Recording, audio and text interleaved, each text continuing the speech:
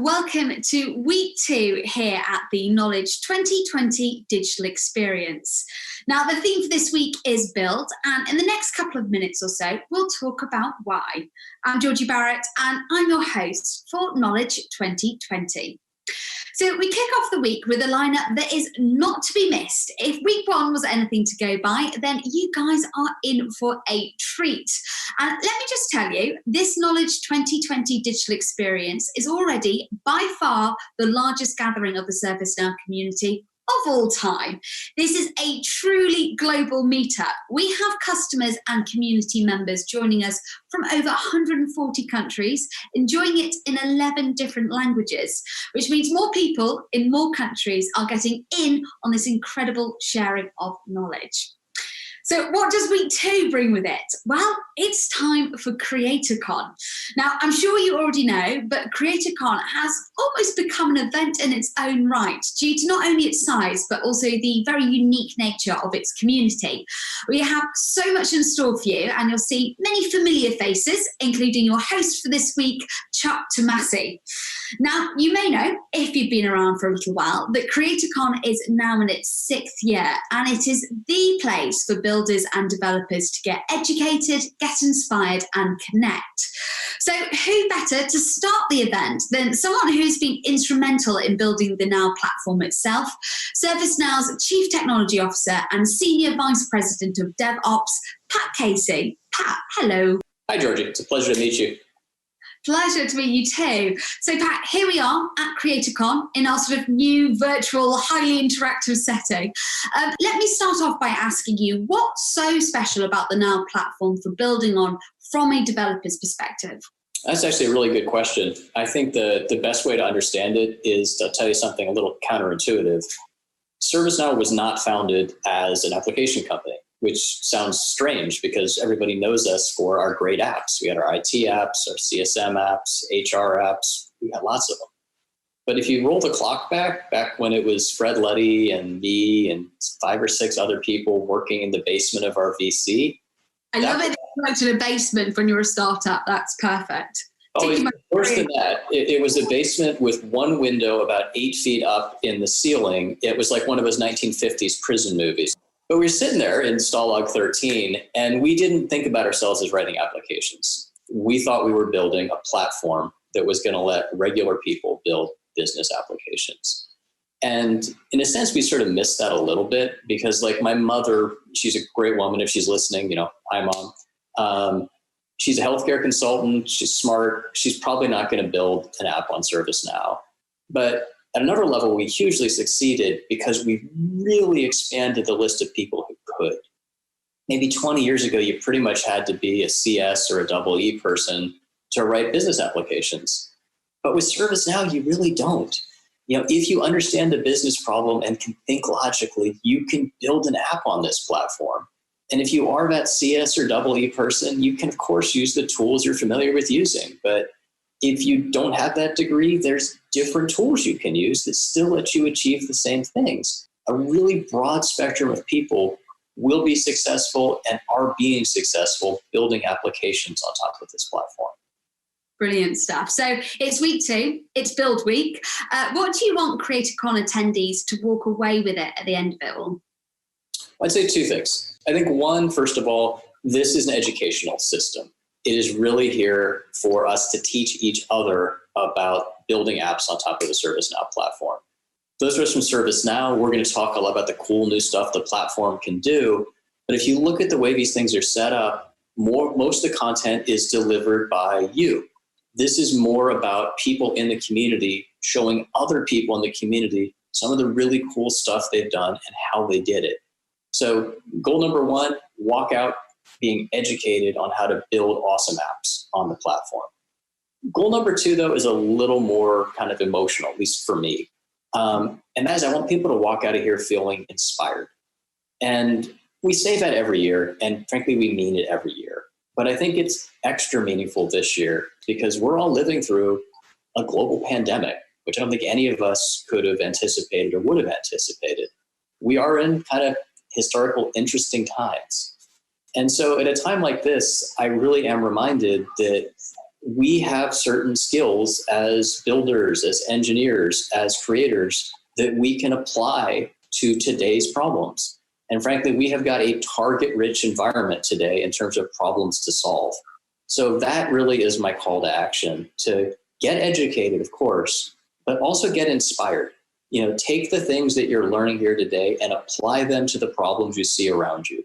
If it's a business problem in your employer, that's great. If it's a social problem in your neighborhood, that's just as great. If it's a problem just in your own household, that's still great. Inspired, I like it. You know what, Pat, I'm going to stop you there as I know you have a fireside chat coming up with Chuck that's going to go into dive deeper into some of those things. But thank you so much for joining me now. Absolutely. It's a pleasure to be here. Okay, so as we head into CreatorCon, do be sure to check out everything that's going on. We've got loads of fun stuff, including workshops, breakouts, lightning talks, and much more. Go and explore, go and enjoy. Also, if you haven't already checked them out, come and be among the largest audience ever for our opening and workflow keynotes, as they're still available for you to view on demand. I'm going to be back next week to kick off week 3 of the Knowledge 2020 Digital Experience. But for now, I want to hand you over to your host, who'll be with you throughout CreatorCon, Chuck Tomasi. I'm Georgie Barrett. I'll see you very soon. Chuck, over to you. Welcome to our 6th annual CreatorCon. I'm Chuck Tomasi, Senior Developer Evangelist at ServiceNow, and I'll be your host this week. This incredible gathering of builders and developers has grown in popularity and size ever since we launched in 2015. And we expect this, our first ever digital gathering, to be our biggest and best yet. As you heard, our theme this week is Build. We want to talk about building new workflows fast when your business needs them most. And we can think of few better examples than what every business on the planet has experienced over the past few months during the COVID-19 pandemic. So we're calling all builders, developers, and architects over the next 2 days. This is your chance to get hands-on, to develop your skills, and to dive deep with the latest in the Now Platform innovations. So let's get going and take a look at everything that's available to you, our army of developers out there. On our CreatorCon channel, you'll have the chances to participate in workshops, attend breakouts, lightning presentations, and the CreatorCon Keynote, where you'll hear from product experts and see demos of some of the latest capabilities on the Now Platform.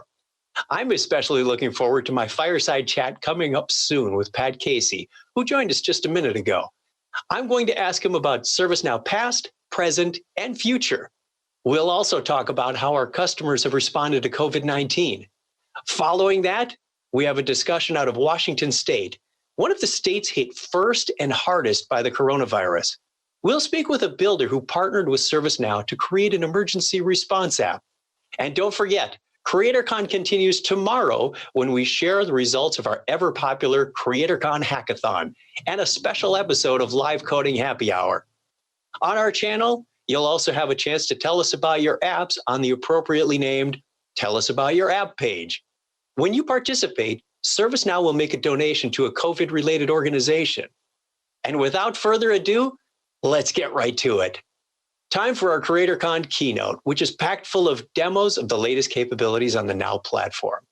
I'm going to hand it over to Marcus Torres, Vice President, Platform Product at ServiceNow, who will be your host for the next 20 minutes.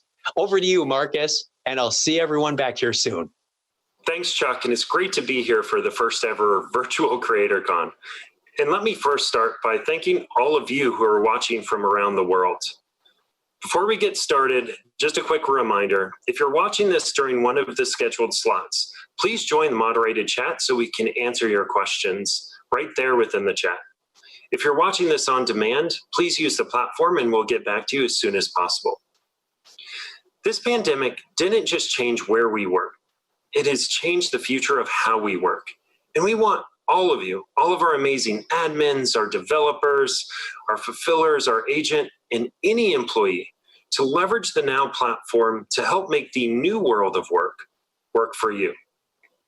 You see, in these difficult times, the moments we really remember is the times where we came together, not apart. And I am so proud of how the team here at ServiceNow came together in just a matter of days to publish 4 COVID management applications to help all of you and the world deal with this overall pandemic. From employee outreach and self-reporting to exposure and response management, the COVID applications help everyone throughout this situation. But it's not just the applications that are powerful. It's the interconnected workflow between them that is connecting different people in their functions that's truly saving lives. Now, each application targets a key persona in the overall COVID process, but managing that situation is much larger than the applications. You see, we are digitizing each person's activities using the platform, but automating the entire end-to-end workflow towards a single common outcome, the safety of all of you, is what's truly important. And it turns out the Now platform is exactly the right kind of platform to build these applications on. And it's for 2 major reasons: speed and workflow. Let's talk about speed. The response management application was created by Washington State in less than 2 weeks. And a ServiceNow partner named Cask worked directly with the city of Los Angeles to develop their test screening application over a weekend. And here at ServiceNow, we developed and deployed all of those applications to you in less than 4 days. And that is fast, but creating applications fast isn't enough. You also need workflow to automate applications, information, and people. And that's what makes the Now platform the platform of platforms. When you can innovate that quickly while making work flow, you can transform the world. And as the world's most innovative company, let's see some amazing new features to help you develop your own workflow-based applications fast. The first is Process Automation Designer for building and managing these cross-enterprise workflows in a single screen. We'll then demonstrate how you can create amazing UI experiences using our drag and drop UI builder with custom components written in VS Code. And last but not least, we will show you how to scale development and manage deployments seamlessly using our CI/CD capabilities. And to show you all these amazing features, we might as well use that same COVID use case and how the platform can manage the entire workflow end-to-end. Let's start by simply defining the end-to-end workflow using the amazing new Process Automation Designer. What you can see here is the COVID end-to-end workflow all in a single screen. Pretty helpful, right? You can see the various stages or lanes of this overall end-to-end workflow, from identify and outreach to triage, resource, and treat and assist. And within each one of these lanes, you can see all of the various activities that actually span personas, people, applications. And the way this translates to the end user is in something we call playbooks in Paris. You can see those same exact stages or lanes: identify, outreach, triage, resource, and treat and assist, and all of the various activities within them. And this is what's so powerful about this experience.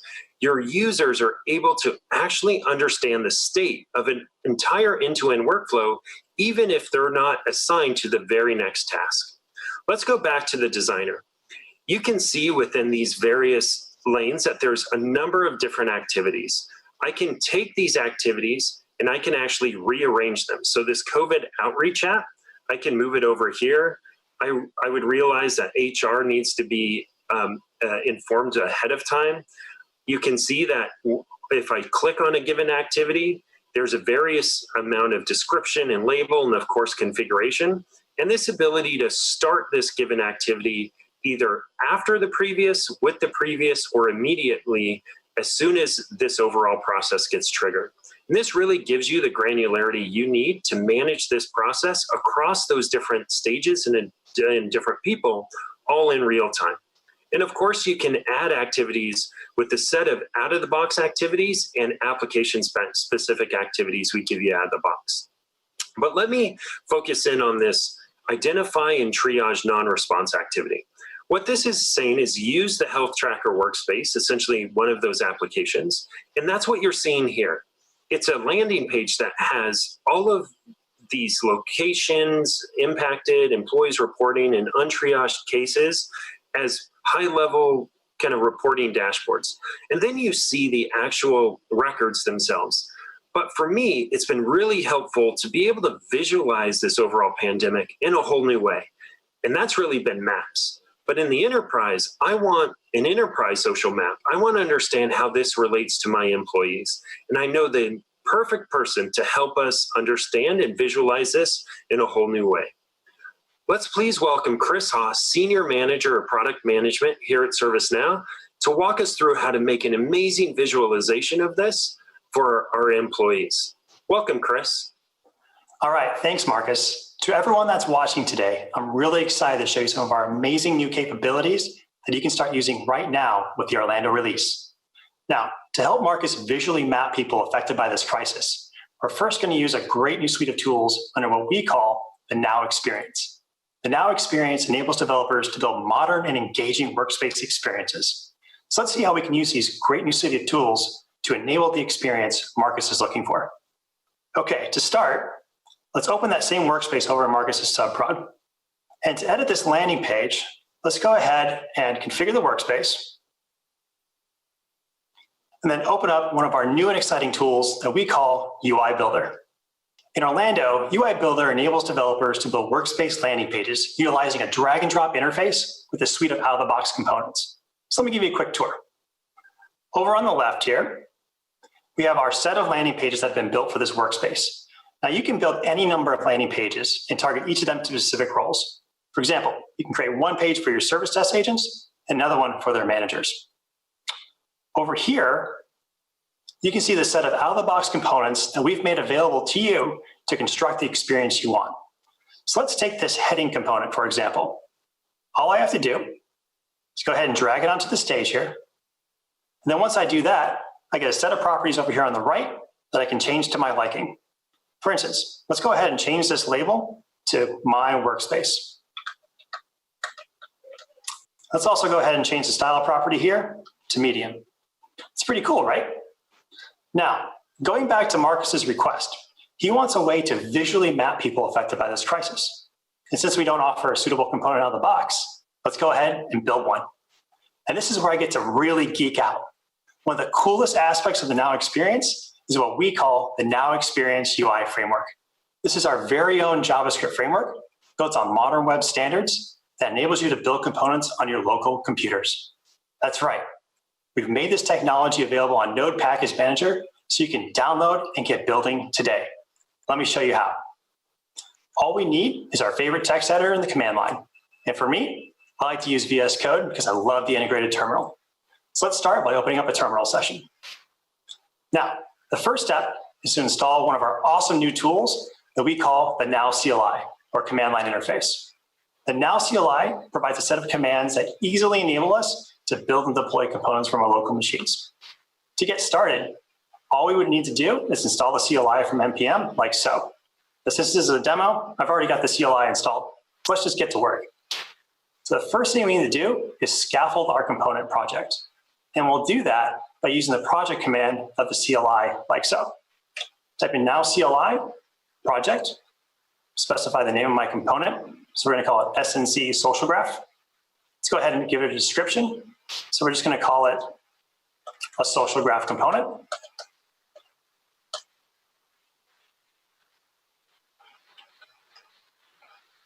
I'm also going to specify offline mode since I haven't authenticated to my instance yet. And last but not least, I'm going to specify the scope that I want this component to go into. Go ahead and execute that. All right, so let's take a look at some of the files this produced.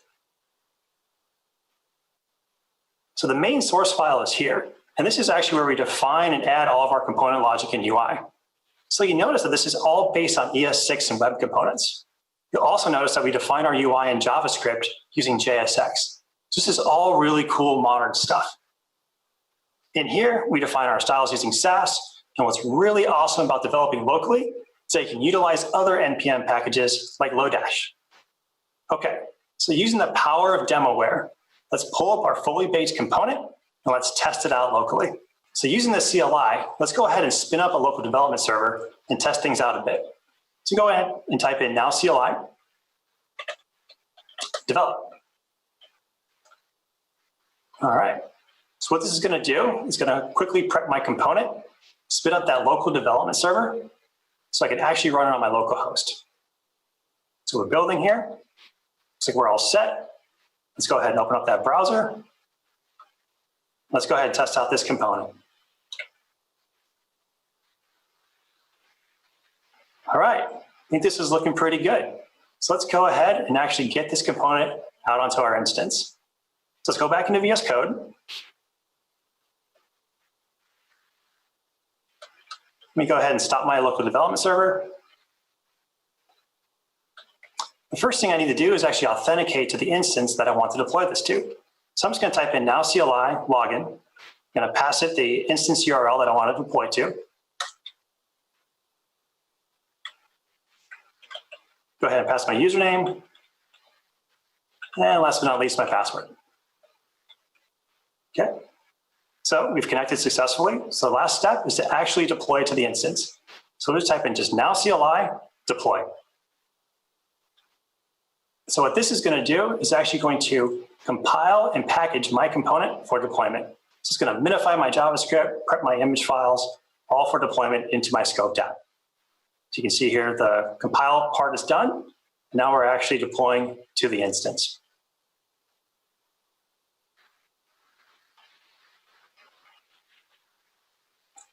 Cool, looks like everything worked as expected. So let's go back into UI Builder and check out our new component. Do a little refresh here. Reload.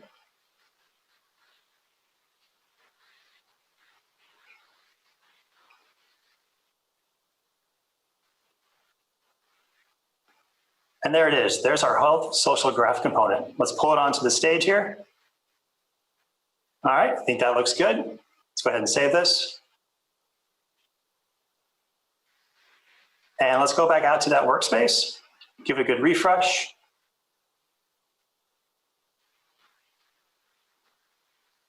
All right, looks good. So Marcus, what do you think? Chris, this is super cool. I need this right now. How can I get this on my staging instance? Well, first let me check in my changes using one of our awesome new Orlando features called Selective Commit. This feature allows me to just check in the changes I need, so I no longer have to wait until all of my changes are ready. So let me just go into Studio here, give it a refresh, go to Source Control, and commit changes.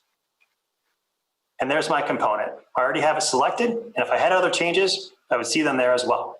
Let's go ahead and continue. Like a good developer, I'm gonna go ahead and add my comment, and go ahead and commit my files.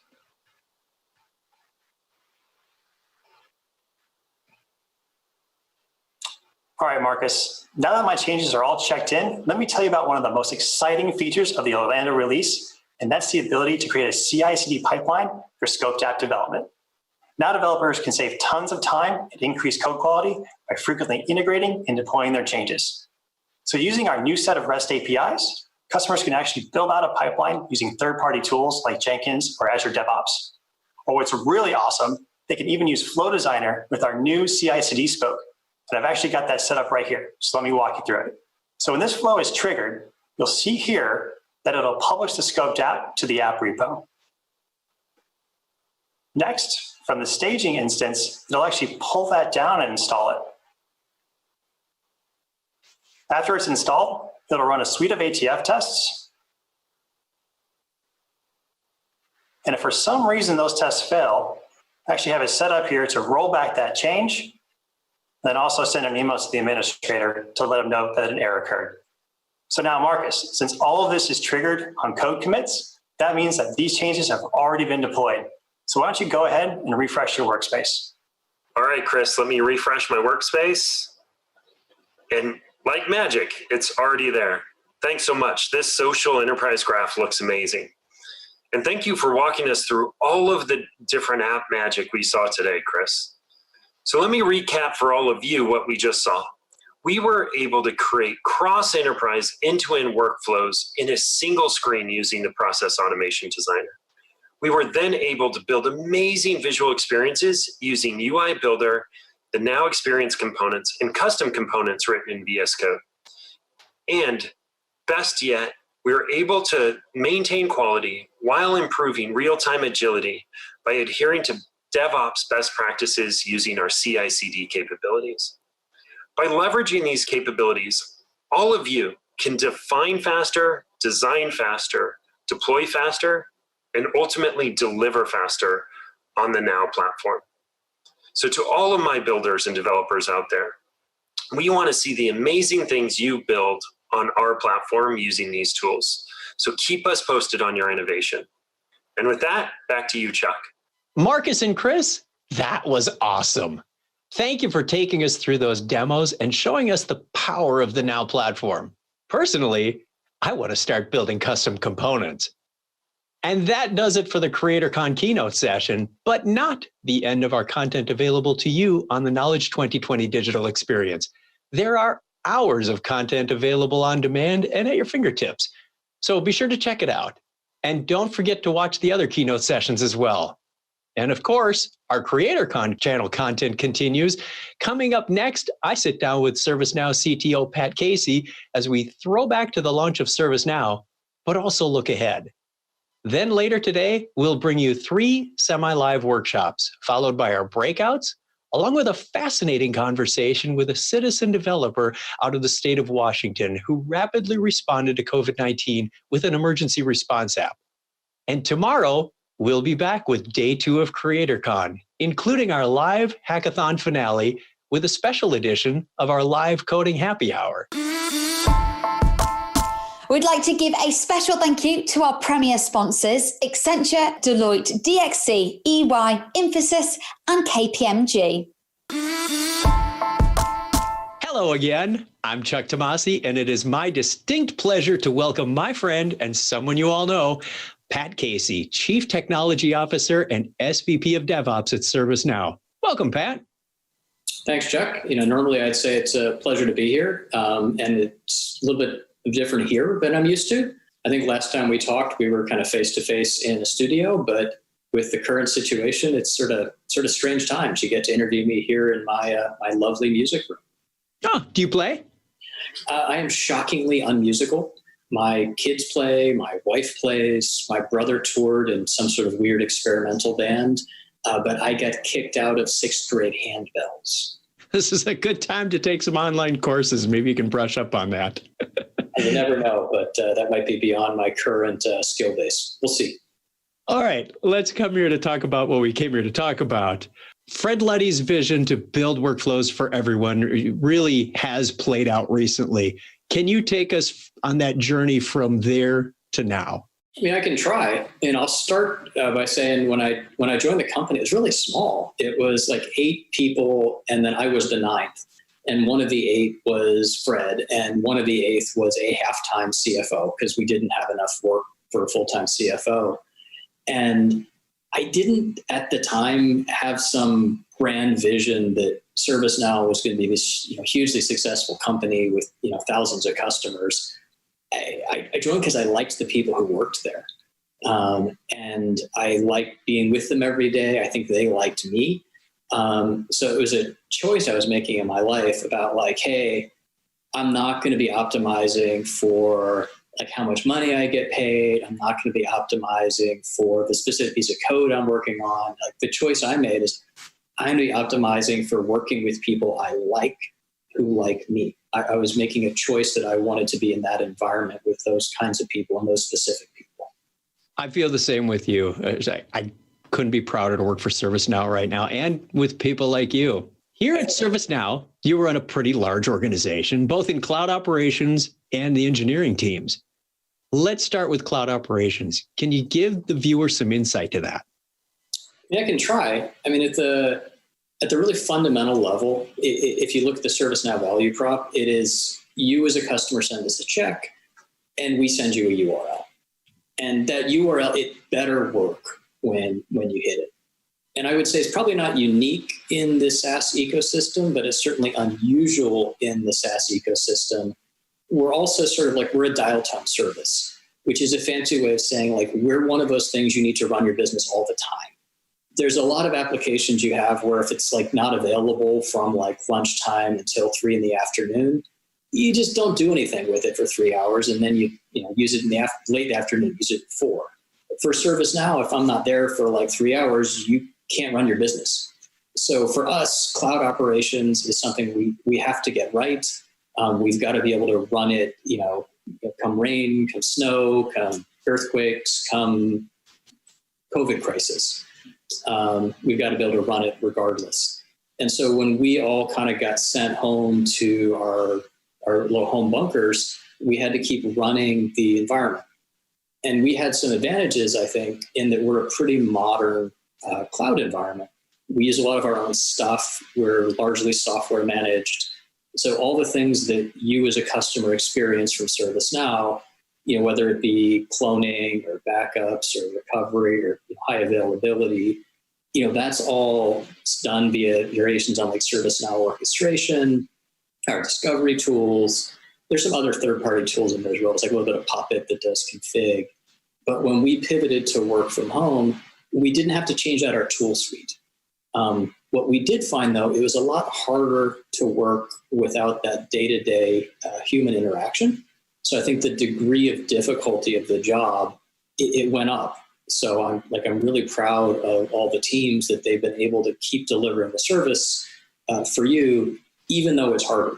I will say, though, that I think because we had invested a lot in technology, including a lot of our own technology, we had an easier pivot to a pure work-from-home model than some others. It's one of the advantages of being a pretty technology-focused organization to start with. It's easier to make changes like this. I don't want to make the statement that's objectively easy, just easier.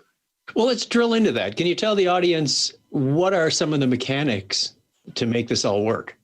Well, I'll start by saying there are, in fact, servers. We generally run our own infrastructure, although there's a couple of exceptions. But by and large, we have our own data centers, and we buy big racks of servers, and we wheel them in. They get bolted to the ground. But you change that out, like you bolt it down, and then you leave the rack in place for like 3 years. We do have human beings who go do that. They're great guys. They're good at their job, but that's a very small part of the cloud organization. Most of the people in the cloud organization experience our cloud as software. It's the operating systems we run. It's the load balancers. It's the networking gear. It's the JVMs. It's the databases. It's all the custom instances. And as I mentioned, we largely manage that through ServiceNow's tooling. We use our orchestration. We use our discovery. We use some of our integration hub. We extensively use our CMDB, which we're fairly fanatical about keeping up to date and accurate. And then we use a lot of sort of third-party access tools as well. So we're like two-factor auth to get into the cloud, and then we can still do it over VPNs with the right tokens, from our homes. And we practice these things in a DR standpoint as well. I think a lot of you as customers, you probably practice disasters as well.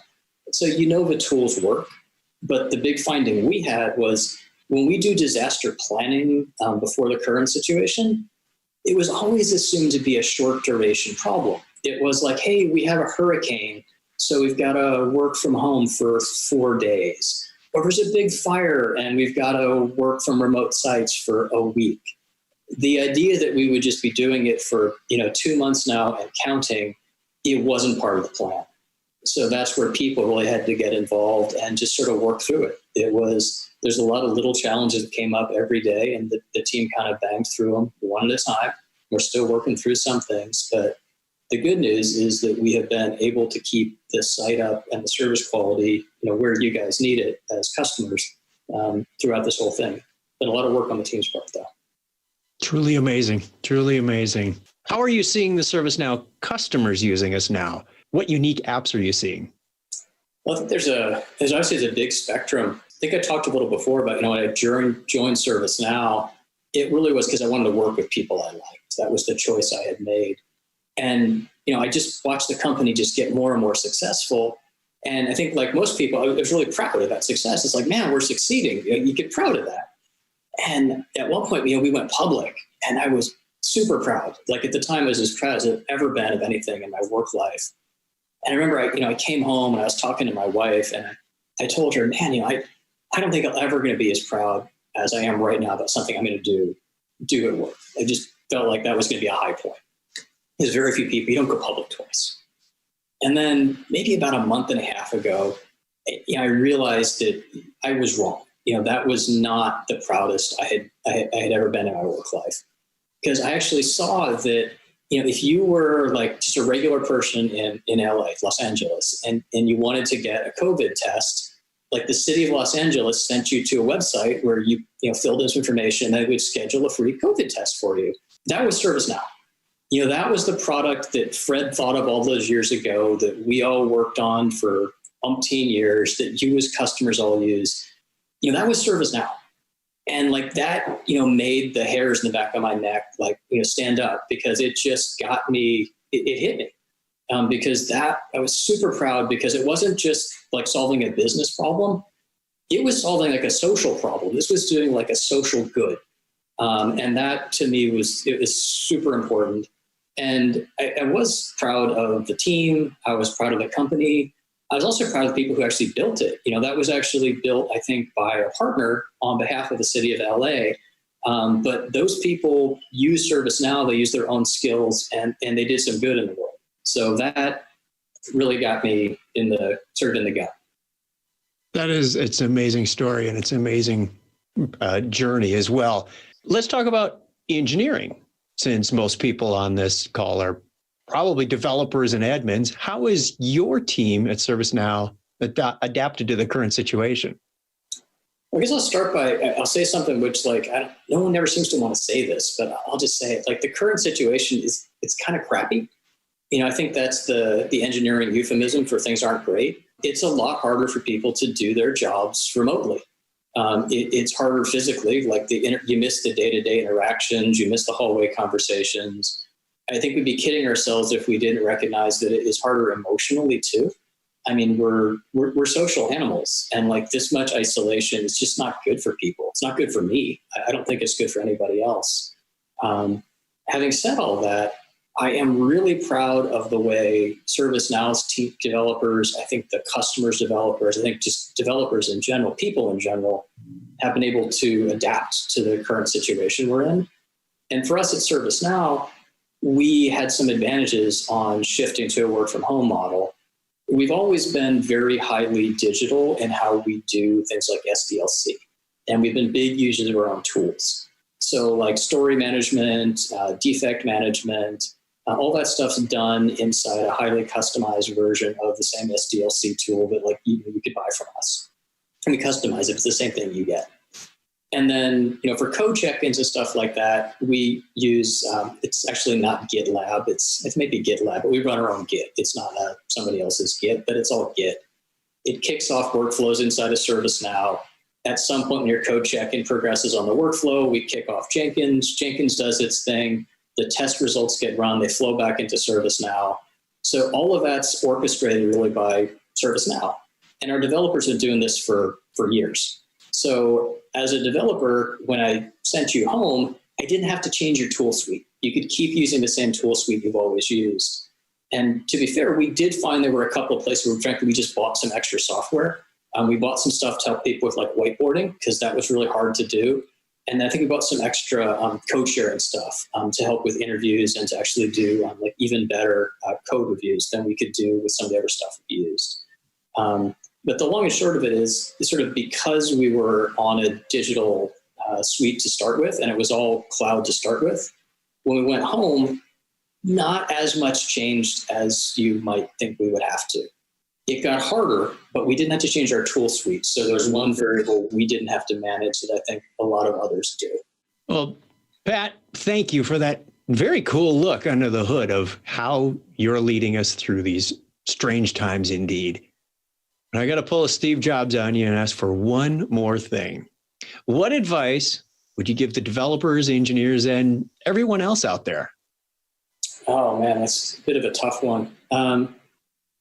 I guess I'll start with a little bit of a story. I had I had a friend of mine in college. He took a sort of unusual path through life, at least for me, in that he had done, I think he'd done like 4 or 5 years in the Army before he went to college. So he's 4 or 5 years older. He'd obviously lived a lot more life than I had, but he's a really good guy.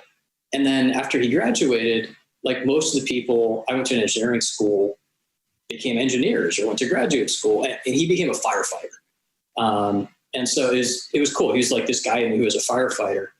And at some point, maybe 5, 6 years ago, we had these really horrible forest fires in San Diego. They were bad. Like people got evacuated, like I got evacuated. And they took like almost all the firefighters in San Diego, and they took them out of the firehouses, and they like bussed them to the fire front. And they lived out there for like a month in like tents and temporary housing and like away from their families, away from everything, just fighting the fires. And like maybe after about a month or so, like we sort of won. Like they fought down the fires, the weather changed, and maybe it rained, but eventually the firefighters got to go back and resume their normal lives.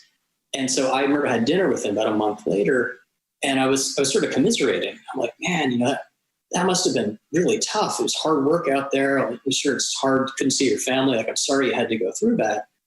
And he got this look on his face, and he kind of shook his head, and he said, no, you're not seeing it right. Like, I didn't become a firefighter to sit in the firehouse. I became a firefighter to fight fires. This is why I did it. This is the reason I chose that profession. He wanted me to be proud of him, not sympathetic for him.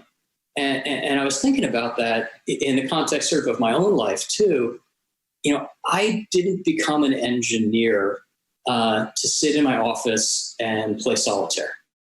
I became an engineer because I wanted to build things that helped people, that solved real world problems, that did meaningful stuff in the real world. And in a situation like that, I'm reminded of that, like, I can build things. Like, we can build things. And, my advice to everyone listening, whether you're a professional developer or you just futz around and you're a citizen developer or you're anywhere on that spectrum, you can build things. And that's the way we can kind of get out of this situation. Find a problem out there that no one else has solved, ideally one that does some social good, and build an app that solves it. Like, that's how we're going to get out of this. We're going to get out of it together. We're going to get out of it by working hard, but we're also going to get out of it by using the skills we have in the best way we have available. This really is everyone's opportunity to cash in on all the hard work you've done, all the education you have, all the training you've had in your life is leading up to now. Let's go out and let's build some stuff that's going to help. Wow. What an inspirational story and an amazing message. Truly important stuff. We are all builders and proud to be solving such important problems. Thanks again, Pat. And as always, it's great to talk to you, and I hope we can do it again soon sometime. And you, our wonderful viewers, stay safe out there and stay tuned to the CreatorCon channel, because we have lots more in store for you as we continue on our theme of build.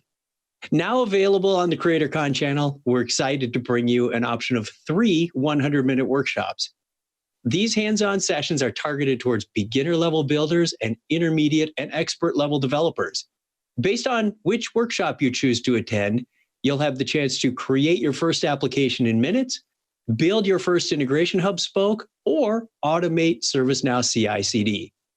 I know the CreatorCon workshops are extremely popular, so if you aren't able to get into the workshops live, don't worry, they'll be available on Now Learning starting next week, May 18th, at no additional cost.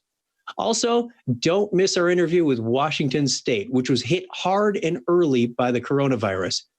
You're about to hear from developers who were able to act fast and, using the Now platform, create apps to manage the COVID-19 situation in that state.